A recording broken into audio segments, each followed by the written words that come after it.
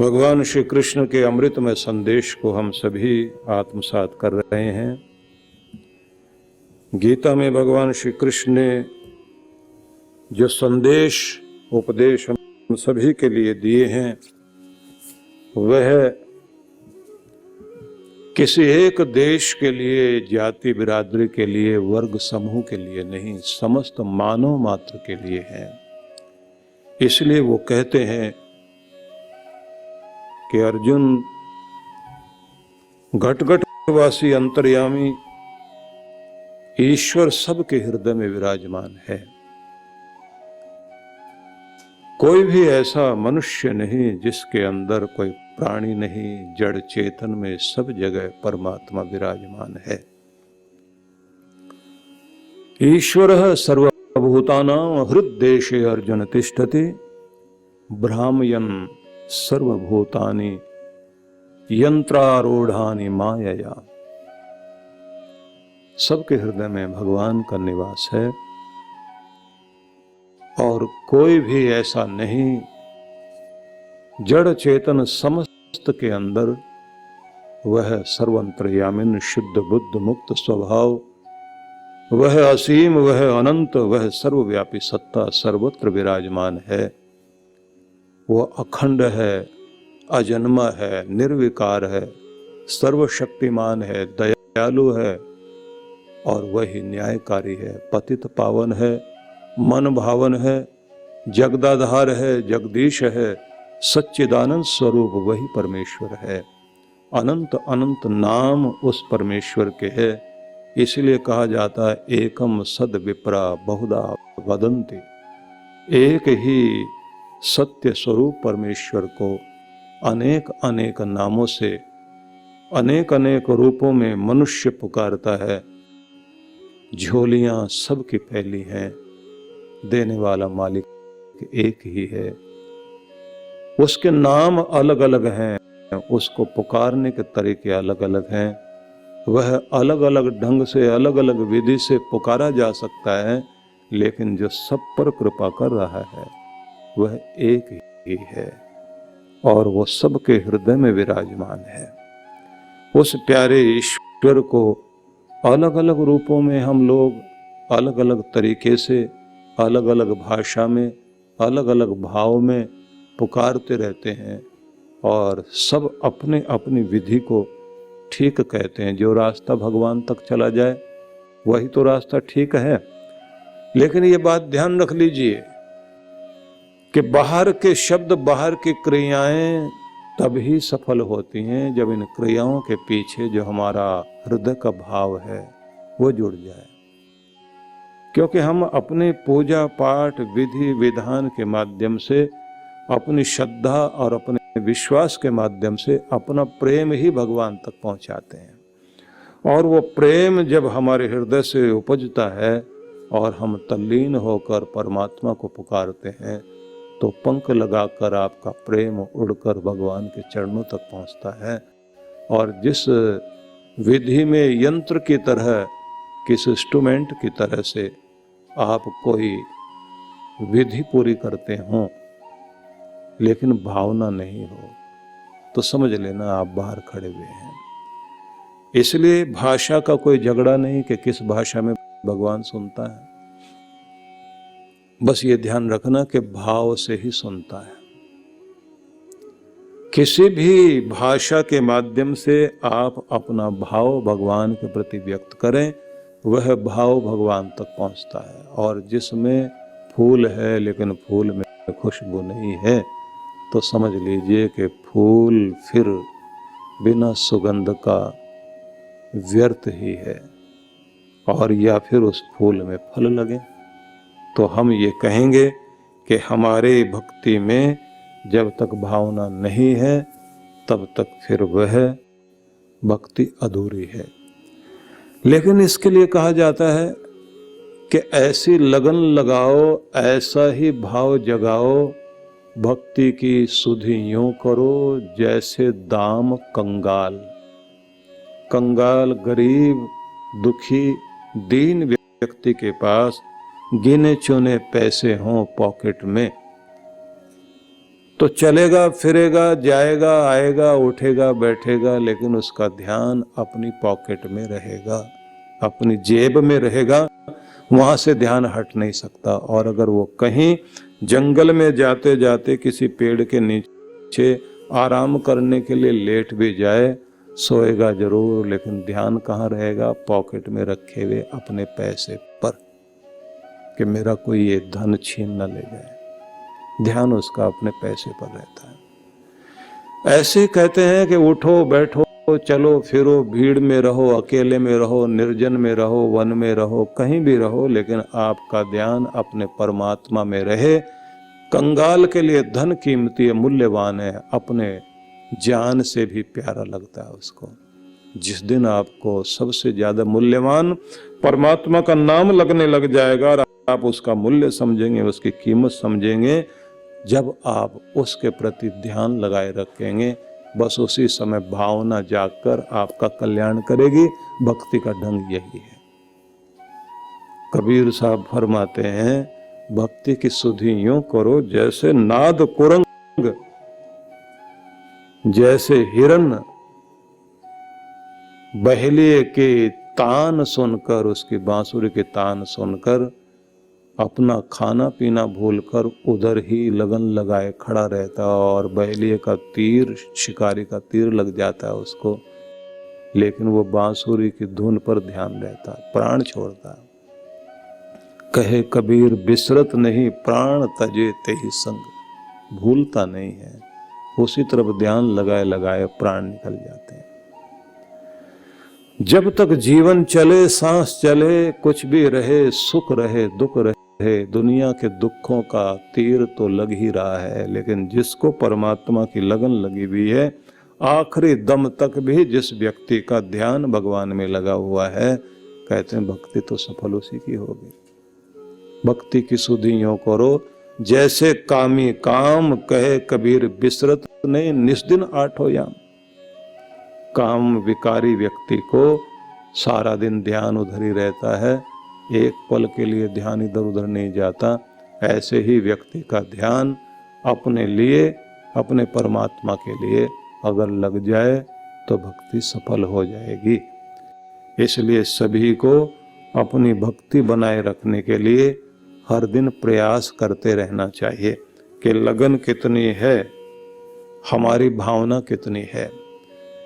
और इस पर जो सबसे बड़ा उदाहरण कबीर ने दिया है वो बहुत ही अद्भुत है। भक्ति की सुधि यूं करो जैसे गागर पनिहार, हालत डोलत सुरती में कहत कबीर विचार। हिल रही है, डुल रही है, जा रही है, आ रही है पनिहारी, सिर पर घड़े पर घड़ा रख करके चल रही है। तो हाथ में भी बाल्टी पकड़ी हुई है और जहां से पानी लेकर आ रही, उबड़ खाबड़ टेढ़ा मेढ़ा रास्ता है, सहेलियों के साथ बात करती जा रही है। अब यहां पर कबीर ने एक बड़ी अद्भुत बात कही कि घड़े हैं जिम्मेदारियां, और वो कितने हैं? का सिर पर एक घड़ा, उस घड़े के ऊपर भी घड़ा, जिम्मेदारी के ऊपर जिम्मेदारी आपके सिर पर रखी हुई, और बगल में बाल्टी भी पकड़ी हुई है। और कई महिलाएं तो इससे भी ज्यादा कमाल करती हैं, सिर पर घड़ा, बगल में घड़ा और दूसरे हाथ में बाल्टी। दर्शाया यह जाता, पुराने लोग, अब तो घर के अंदर जो है ना घड़े रहे, फ्रिज है, बाल्टी भी गायब होती जा रही है। लेकिन उदाहरण है समझने के लिए, अभी भी गांव के अंदर बहुत सारे स्थान ऐसे हैं जहां दूर दूर से पानी लाना पड़ता है। लेकिन इस उदाहरण को ध्यान में रख लें कि वो कैसे महिलाएं मेहनत करती थी। वैसे भी देखा जाए तो पुराने समय में महिलाएं जब चक्की पीसती थी, आजकल योगासन कराते हुए लोग जो है चक्की पिसवाते हैं, ऐसे हाथ आगे करके और पीछे की तरफ जाते हैं, कहते हैं इससे आदमी का पेट कम होगा, महिलाओं का मोटापा कम होगा। और चक्की पीसने के साथ वैसे ही पेट की चर्बी घट जाती थी।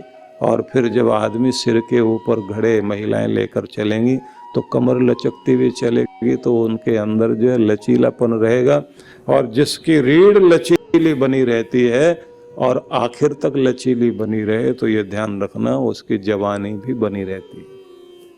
पर विषय बदल जाएगा। विषय को बनाए रखने के लिए हमें वहीं आना है कि भक्ति करनी है। तो कैसे? सिर पर घड़े हैं, बगल में भी घड़ा और बाल्टी हाथ में पकड़ी हुई है, सहेलियों से बात करती जा रही है और रास्ता भी देख रही है। तो बताया गया है जिम्मेदारियां सिर पर भी हैं, बगल में भी है, इस बगल में, उस बगल में, चारों तरफ से जिम्मेदारियां जिम्मेदारियां जिम्मेदारियां। जिंदगी का बोझ आसान तो नहीं है, पर कमाल ये है वो बातचीत भी करती है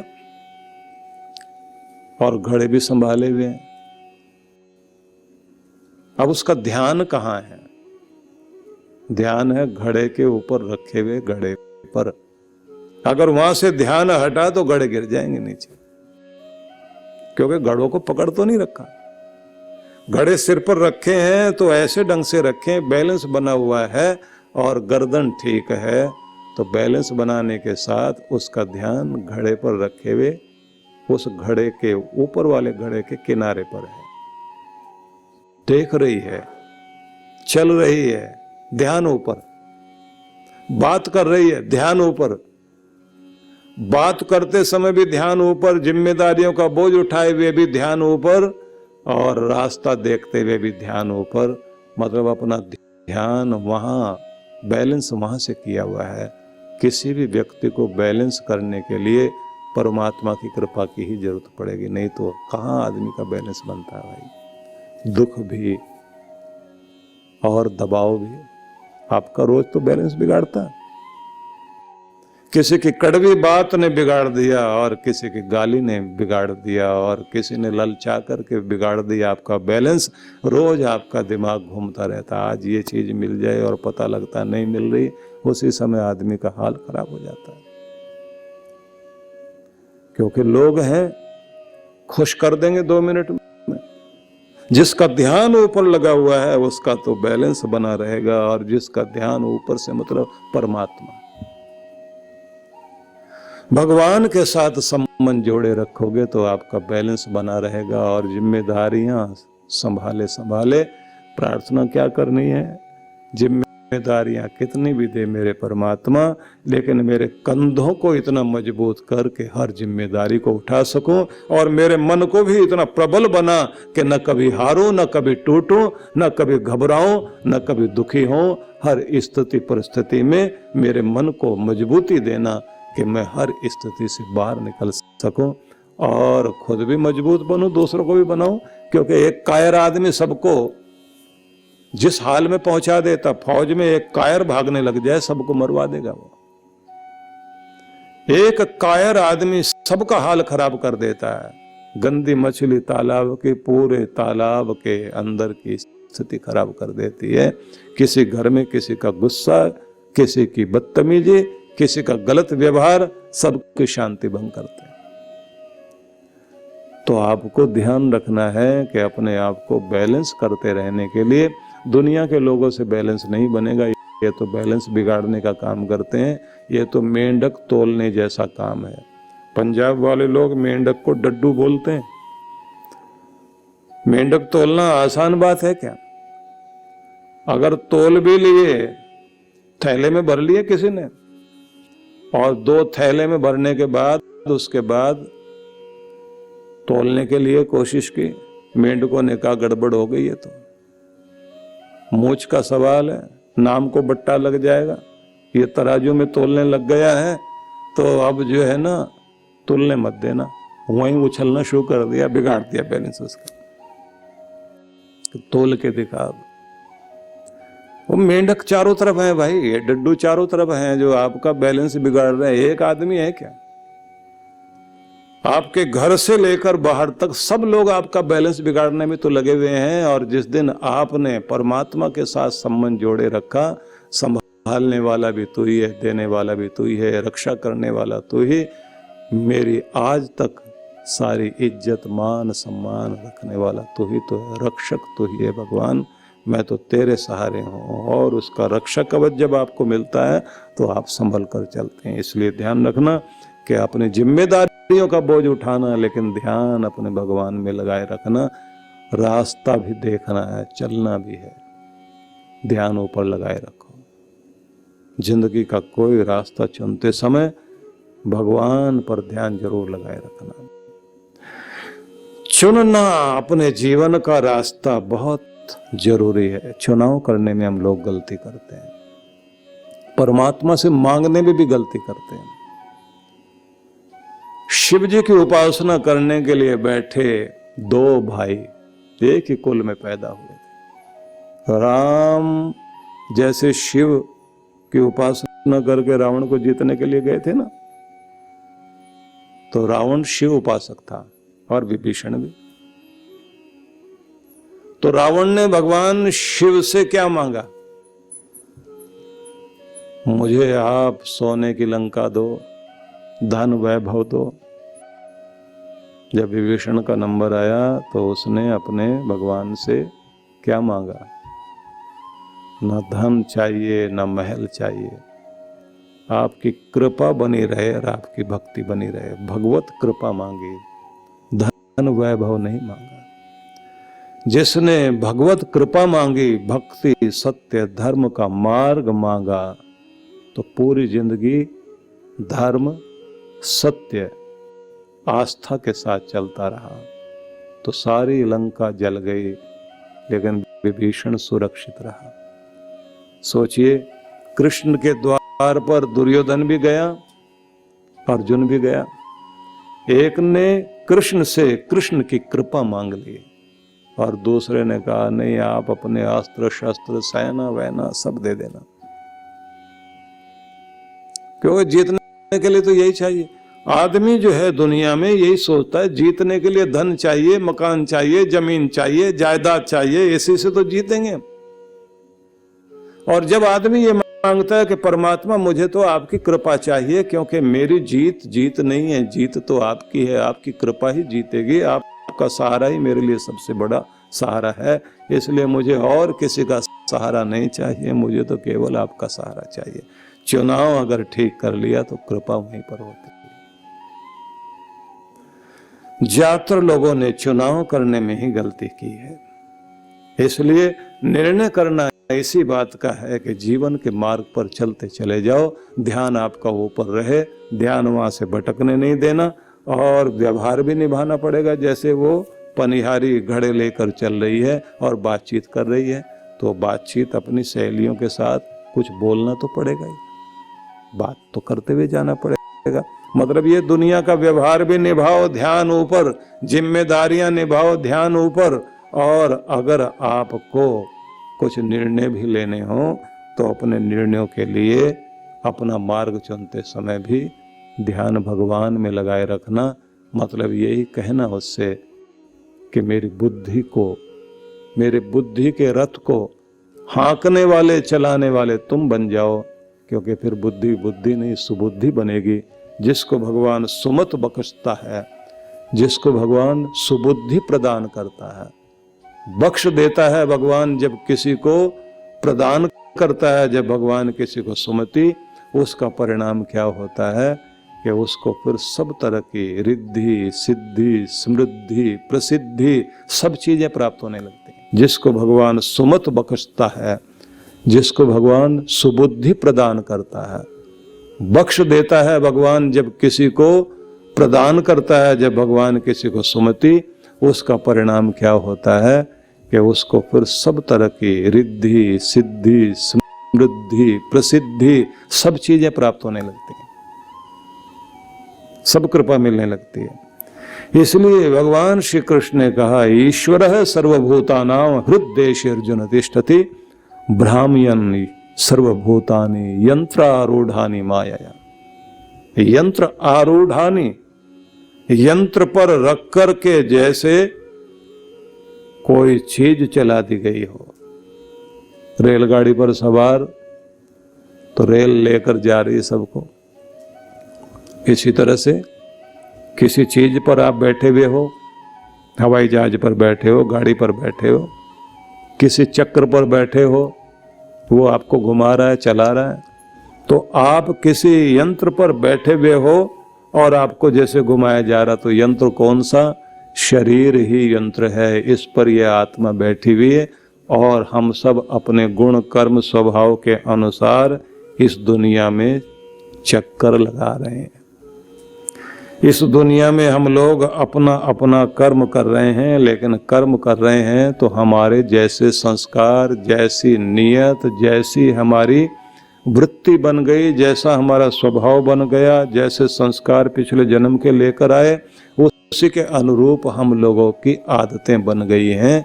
उन आदतों से उठते हैं हमारे अंदर विचार, भावनाएं, और उन भावनाओं के अनुरूप फिर हम लोग कर्म करते हैं।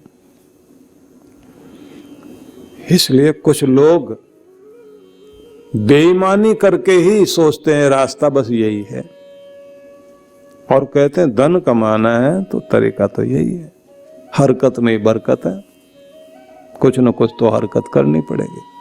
और वो हरकत भी उनकी अच्छी हरकत नहीं होती, लेकिन हरकत में, गलत हरकत में बरकत तो पता नहीं क्या होगी, लेकिन बाद में जो कुछ होता है वो बड़ा गड़बड़ होता है।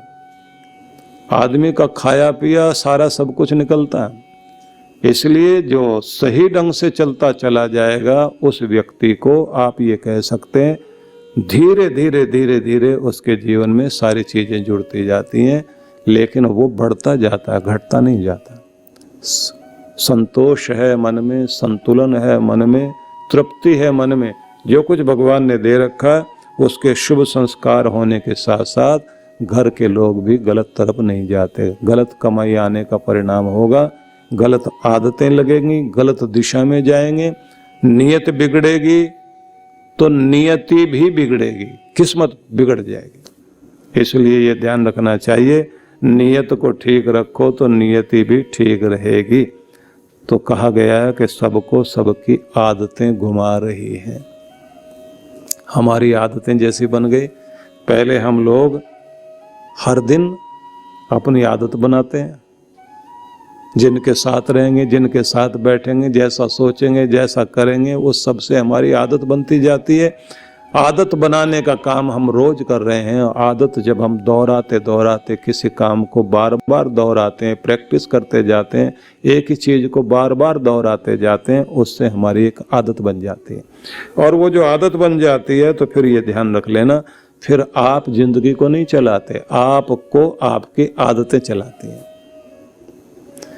जैसी आदत हो गई तो फिर आप करोगे वही, कितनी भी कोशिश कर लीजिए, आपके मुंह से भी वही निकलेगा जो आपकी आदत में है, आपकी हरकत भी वही होगी, आपका उठना बैठना चलना फिरना सब कुछ वैसा हो जाएगा। और अगर अच्छी जगह भी लाकर बैठा दिया गया तो भी चारों तरफ देखने वाले, चेक करने वाले लोग भी हों तो भी चोर चोरी छोड़ देगा, लेकिन हेरा फेरी नहीं छोड़ेगा। आदत बनी हुई। चोर बदल तो गया था साधु संगत में आकर, और बाबा जी के डेरे में आकर रहने लग गया। अब बाबा जी के डेरे में आकर रहने लग गया तो वहां सब लोग उसे चेक करते हैं, रोज पूछते हैं आपने कितनी चोरियां की? बोले हमने कभी गिनी नहीं। बोले अब तो हम यही सोचते हैं क्यों की थी चोरी, करनी नहीं चाहिए थी। अब तो बिल्कुल मन बदल गया है, अब तो बस ये समझ लीजिए बाबा जी ने ही हमारा दिल चुरा लिया है, हम तो इनके चरणों में ही रहेंगे। लेकिन थोड़े दिनों के बाद ही स्थिति बदल गई, क्योंकि वहां लोग देखें सवेरे उठ करके किसी का तौलिया किसी के कमरे में मिले, किसी के चप्पल कहीं जा करके दूसरी जगह मिले। कोई आदमी जो है बेचारा सुबह ढूंढ रहा है मेरा तकिया था यहाँ कहाँ गया, तो दूसरे के कमरे में जाकर निकले। किसी की जो है नहाने की बाल्टी सुबह सुबह मिले ही नहीं, वो जाकर देखे तो पेड़ के नीचे रखी हुई है। कोई आदमी जो है वो अपने पूजा पाठ का सामान ढूंढ रहा है तो देखा वो तो बाहर रखा हुआ है चबूतरे के पास। और लोग बहुत परेशान हो गए कि ये सब क्या चक्कर है। बड़ी कोशिश करी ढूंढने के लिए इधर उधर कि कौन आदमी ये सब करता है। आखिर में कई दिनों तक ये चलता रहा। तो एक दिन गुरुजी बोले कि भाई जो चल रहा है भगवान पे भरोसा रखो, रास्ता बनेगा। तो रात में सबने ऐसा तरीका किया कि जैसे सब सो गए, और 12-1 के बीच में जागे हुए सब आंखें बंद करके बैठे और खर्राटे ले रहे हैं। अब ये उठा चोर, उठ करके इसने देखा सब खर्राटे ले रहे हैं, एक एक का सामान उठाए और जाकर दूसरे के कमरे में रख कर आया। सारी रात यही काम कर रहा था, निस्वार्थ सेवा कर रहा था। ऐसे लोगों को जो है ना, निष्काम सेवी होते हैं ऐसे लोग, उन्हें बस मजा आता है। वो सुबह सुबह देख करके इस बात से खुश होता था लोग परेशान हो रहे हैं, लेकिन हमने चोरी नहीं की, चीजें सब की यही की यही। तो सवेरे उसको पकड़ करके बुलाकर कहा, ये तो क्या कर रहा था? बोले साहब हमने चोरी तो नहीं की, लेकिन ये सब क्यों किया? बोले इसमें मजा बहुत आता है, थोड़ी थोड़ी हेरा फेरी कर लेने से प्रैक्टिस बनी रहती है। उठाने से जो है चीज उठा के ये लगता है कि मेरी कला अभी भी जिंदा है। अब उस कलाकार का फिर क्या इलाज किया होगा वो तो अलग बात है, क्योंकि कहानी तो यहीं तक है। आदमी कुछ भी करे लेकिन ऐसी आदत होती जरूर है। तो बहुत लोगों की आदतें ये होती हैं, अच्छे भी हो जाएंगे तो भी कुछ न कुछ हरकत करते रहे। एक सज्जन हमारे पास में थे, वो किसी का कोई काम बिगाड़ के आते थे और आकर के फिर उसी के पास बोलते थे, और कोई सेवा हो तो बताना। और जब सब लोग हंसते थे और फिर उसके साथ गुस्सा भी करते थे, तो जब उससे सब परेशान हो गए तो सब लोगों ने 3 या 4 लोग इकट्ठे हुए और उन्होंने उसके 3-4 काम बिगाड़े और सब आ करके कहें और कोई सेवा, और कोई सेवा। उस दिन उसने हाथ जोड़े और कहा कि बस ये सेवा आज से छोड़ रहा हूं, क्योंकि मैं तो ये सब मजे के लिए करता था। ऐसे लोग विघ्न तोषी होते हैं, स्वभाव हो जाता है ना। मजाक करेंगे इस तरह की कि दूसरे आदमी को थोड़ी देर परेशान होगा, उनको लगता है इससे मजा आता है। बदल भी जाओ, कुछ भी कर लो, लेकिन वो आदतें कहीं ना कहीं दुख देती हैं। लेकिन जब आदमी पूरी तरह से भगवान के चरणों में लग जाता है, भगवान के चरणों में लगने के समय में 2 चीजें बहुत आवश्यक होती है, जिसको योग दर्शनकार ने कहा है अभ्यास वैराग्याभ्याम तन निरोध। मन को शुद्ध करने के लिए और प्रभु का होने के लिए हर दिन शुभ के लिए अभ्यास करो, और जहां से हटाना है वहां के लिए मन में वैराग्य लाओ और ये कहो ये तुम्हारा मार्ग नहीं है, ये मार्ग तुम्हारा भला करने वाला नहीं है, इसलिए तुम्हें अच्छी तरफ ही चलना है। इसलिए कृष्ण भगवान ने आगे कहा तमेव शरणम गच्छ सर्वभावेन भारत। अर्जुन, समस्त भाव भावना के साथ अपने प्रभु की शरण में जाओ। वह परमेश्वर जो सबके हृदय में विराजमान है, उस प्यारे प्रभु की शरण में प्रत्येक व्यक्ति को जाना चाहिए। तत्प्रसादात पराम शांतिम स्थानम प्राप्स्यसि शाश्वतम। उसी की कृपा से तुम्हें अपना स्थान परम पद की प्राप्ति होगी और उसी से तुम शाश्वत शांति को प्राप्त कर पाओगे। मन में शांति चैन तभी आएगा जब व्यक्ति भगवान की शरण में जाएगा। तो अपनी माला संभालने की आदत बना लीजिए अभी से, कि हर दिन आप थोड़ी देर माला जाप जरूर करेंगे। एक नियम बना लीजिए अपना, इतने बजे इतनी देर तक हम जरूर बैठेंगे, निश्चय कर लीजिए। यहाँ तक आदत बना लीजिए कि अगर कभी शरीर साथ ना भी देता हो तो भी आप कोशिश करें कि बीमार हो, बुखार भी हो, लेटे लेटे ही सही, मन में उतनी देर उतने बजे मन मन में जाप कर लीजिए, मन मन में भगवान का ध्यान कर लीजिए। अगर मन को आपने आदत डाल दी तो ये बात ध्यान रखना, ये मन आपको जिता देगा। और अगर एक बार आपने किसी भी बहाने से 1 दिन 2 दिन छूट गया तो फिर इस मन को आदत है दोबारा उस तरह से शुरुआत करना मुश्किल हो जाएगा। कहते हैं ना कि खिलाड़ी लोग जो रनिंग करते रहते हैं, अगर एक दिन वो नहीं जाते 1 हफ्ते पीछे हो जाते हैं। हर एक व्यक्ति को हर दिन अभ्यास करना होता है। संगीत वालों को संगीत का अभ्यास करना पड़ेगा और इसी तरह से कुश्ती लड़ने वालों को कुश्ती का, दौड़ने वालों को दौड़ने का, कलाकार को अपनी कला का हर दिन अभ्यास करना होता है। और अगर वो अपने अभ्यास को छोड़ दे तो फिर तो बात वही है कि व्यक्ति की विद्या भूल जाती है, उसकी कला उसका साथ छोड़ देती है। हर व्यक्ति को हर दिन अपना अभ्यास जरूर करना चाहिए। भगवान की भक्ति के लिए आदत बना लीजिए। जैसे हर दिन आप सोते हैं, जैसे हर दिन भोजन करते हैं, जैसे आप पानी पीते हैं, वैसे ही आप ये समझ लीजिए कि प्रभु की भक्ति भी आवश्यक है और उसको हम सब ने नियम पूर्वक करना है। चलते फिरते, उठते बैठते, सोते जागते हम सबको आदत पड़ जानी चाहिए कि अपने प्रभु का ध्यान करें और जीवा पर परमात्मा का नाम चलता रहे और ये महसूस करें कि मेरे साथ मेरा प्रभु है, मेरी शक्ति बनकर, मेरा रक्षक बनकर, मेरी उंगली थामे हुए मेरे साथ चल रहा है और मैं कहीं पर भी किसी रूप में भी अकेला नहीं हूँ। मेरा परमात्मा मेरी लाज रखे हुए है और वह मेरा ध्यान कर रहा है, मेरे ऊपर उसकी कृपा है। उसकी कृपा का परिणाम क्या होगा कि उसी से आपको परम शांति की प्राप्ति होगी।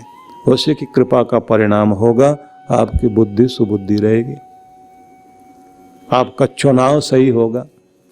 नहीं तो अवसर मिला ना, ये अवसर हाथ से निकलता चला जाएगा। कितने सारे ऐसे लोग हैं दुनिया में जिनको बहुत अच्छे अच्छे मौके मिले होते हैं, किनारे पहुंच करके भी वो काम कर नहीं पाते।